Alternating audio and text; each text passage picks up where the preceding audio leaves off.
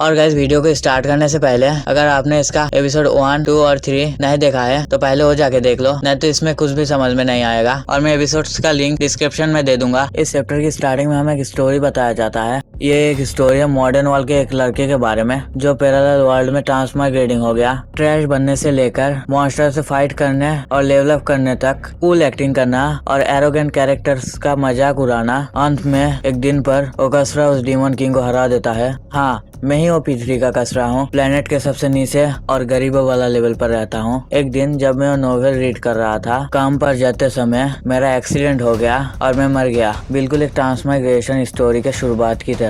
बिल्कुल सही, एक ट्रांसमाइग्रेशन स्टोरी। मैं ट्रांसमाइग्रेट हो गया। मैं उस बुक का वर्ल्ड में ट्रांसमाइग्रेट हो गया और एक कैरेक्टर बन गया। लिन फैमिली का दूसरा बेटा, ह्यूमैनिटी का होप, लिन जाओ। मैं वो नहीं हूँ, मैं उसका यूजलेस छोटा भाई हूँ, लिन फैंग। खुशी और बुराई हमेशा अपने बड़े भाई के शैडो पर रहता है। इस कैरेक्टर के बारे में मुझे सिर्फ इतना ही याद है। हालांकि ये सब बदलने वाला है क्योंकि अब मैं यहाँ पर हूँ। फादर, मैं उस मैप का लोकेशन को जानता हूँ जहाँ पर सीलिंग आइटम का रिकॉर्ड्स रखा हुआ है। मुझे एक स्ट्रॉन्ग सेना दीजिए और उसे मुझे फिर से हासिल करने के लिए अलाउ कीजिए। क्योंकि मैं नोवेल के साथ फैमिलियर हूँ, इसलिए मैं मैप का लोकेशन को जानता हूँ जिसमें वो आइटम रिकॉर्ड था जो डिमोनिक टावर को सील कर देगा। इस तरह से बहुत जल्दी वो मैप मुझे मिल गया जिसमें वो आइटम रिकॉर्ड था जो डिमोनिक टावर को सील कर सकता है। उसके बाद हमें awakener association headquarter main hall का सीन दिखाया जाता है। वहाँ पर लिन फैन अपने टीम के साथ आ गया था और मन में सोचता है, हालांकि मेरा भाई लिन जाओ मर चुका है। इस स्टोरी का रियल प्रोटैगनिस्ट अभी तक सामने नहीं आया है। मेरा दुनिया को बचाने का टाइम आ चुका है। मैं इस दुनिया का रियल हीरो बनूंगा। लिन फैंग कहता है, जियाओ या मेरे साथ है, हम डेफिनेटली सीलिंग आइटम को ऑब्टेन करने में सक्षम होंगे। वो फिर से सोचता है, आइस कोल्ड ब्यूटी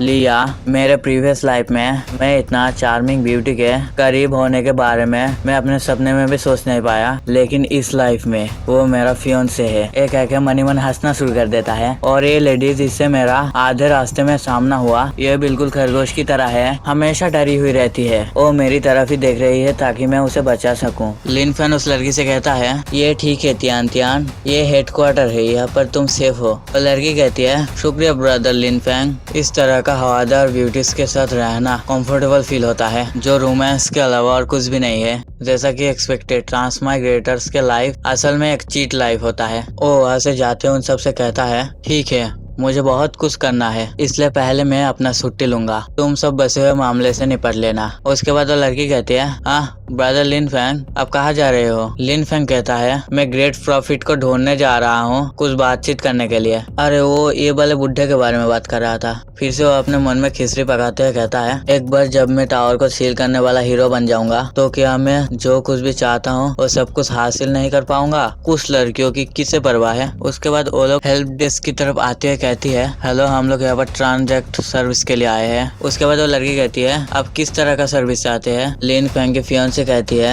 मैं एक पर्सन को एसोसिएशन में ज्वाइन करने के लिए रिकमेंड करना चाहती हूँ। क्या मैं जान सकती हूँ आप किसे रिकमेंड करना चाहती है? वो तियान तियान को दिखाते हुए कहती है, मैं जिसको रिकमेंड करना चाहती हूँ वो ये है, उसका नाम ली तियान तियान है। जब हम एक डंजन को एक्सप्लोर कर रहे थे तब लिन फैंग और मेरे द्वारा इसे बचाया गया था। वो एकमात्र पर्सन है जिसने डीमन किंग को देखने के बाद भी अभी तक जिंदा है। इसे एसोसिएशन में ज्वाइन करने के लिए अलाउ कर दीजिए। और डीमन किंग को देखा है, ये बात सुन के ये लड़की भी चौंक गई थी। उसके बाद तियान तियान कहती है, ये सही है, क्या आप सीनियर बाइकिंग फैन को जानते हैं? वो एक हिडन जीनियस है, मैं उसका एकमात्र फॉलोअर हूँ। सीनियर और मेरा सामना डंजन में डीमन किंग के साथ हुआ। डीमन किंग ने सीनियर को मार डाला, लेकिन मैंने किसी तरह से एस्केप कर लिया और बाद में मेरा मुलाकात सर लिन फैंग और मिस लिया से हो गया और मैंने उनका टीम ज्वाइन कर लिया। उसके बाद वो लड़की कहती है, हाँ क्या बाइकिंग फैंग? वो तो अभी एसोसिएशन में ज्वाइन किया है और वो तो अभी भी जिंदा है। और ये सुन के तियान तियान घबराते हुए कहती है, क्या? वह लड़की फिर से कहती है,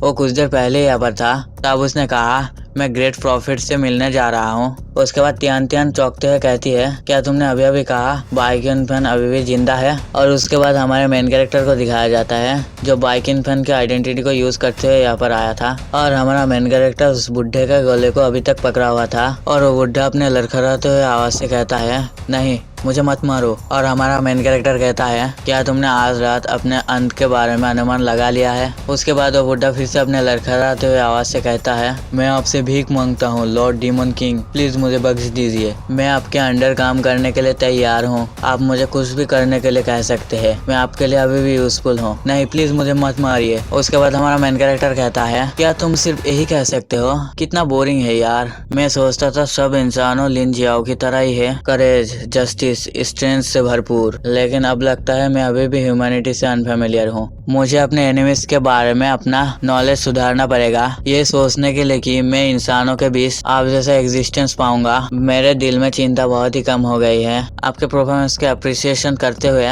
मैं तुम्हें भेज दूंगा। क्या?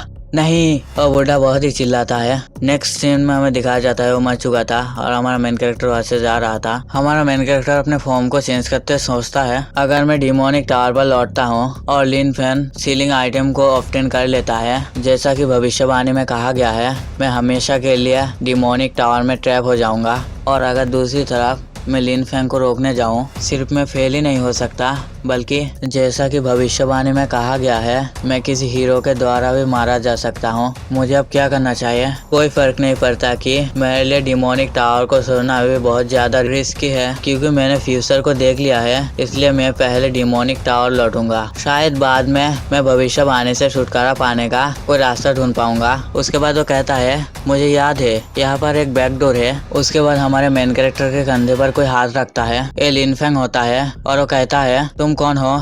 मैंने पहले कभी तुम्हें क्यों नहीं देखा? हमारा मेन कैरेक्टर भी घबराते हुए मन में कहता है, शिट, मुझे ढूंढ लिया गया। उसके बाद हमारा मेन कैरेक्टर शांत होते हुए कहता है, मैं रिसेंटली ज्वाइन हुआ अवेकनर हूँ, क्या तुम्हें मुझसे कुछ चाहिए? उसके बाद लिन फैंग कहता है, ओ तुम। उसके बैच की तरफ उंगली करते हुए कहता है, आपका बैच ऐसा है जो सिर्फ एस रैंक अवेकनर्स के पास ही हो सकता है। क्या आप सच में इतना स्ट्रॉन्ग है? मेरी टीम में ज्वाइन करने के बारे में क्या ख्याल है? हम उस आइटम को हासिल करने जा रहे हैं जो डिमोनिक टावर को सील कर सकता है। हमारा मेन कैरेक्टर कहता है, क्या सीलिंग आइटम? फिर से लिन फैंग कहता है, मैं लिन फैंग हूँ। हो सकता है आपने मेरा नाम पहले कभी ना सुना हो, लेकिन मैं जल्दी पूरी दुनिया में जाना जाने वाला हूँ। तुम देखने में टैलेंटेड लग रहे हो, मेरे टीम को ज्वाइन करने के बारे में क्या ख्याल है? हमारा मेन कैरेक्टर कहता है, तुमने लिन फैंग कहा, क्यों नहीं, मैं जरूर ज्वाइन करूंगा। ग्रेट प्रॉफिट, चलो देखते हैं आपका भविष्यवाणी सच होता है या फिर नहीं। और गाइस यहीं पर ये चैप्टर एंड हो जाता है। अगर अच्छा लगा तो लाइक कर सकते हो, अगर आगे का चैप्टर देखना है तो सब्सक्राइब कर सकते हो। ये वाला चैप्टर आज ही आया है, इसका और कोई चैप्टर अभी तक नहीं आया है। जब आएगा मैं जितना जल्दी हो सके एक्सप्लेन करने की कोशिश करूंगा। अब मैं चलता हूँ।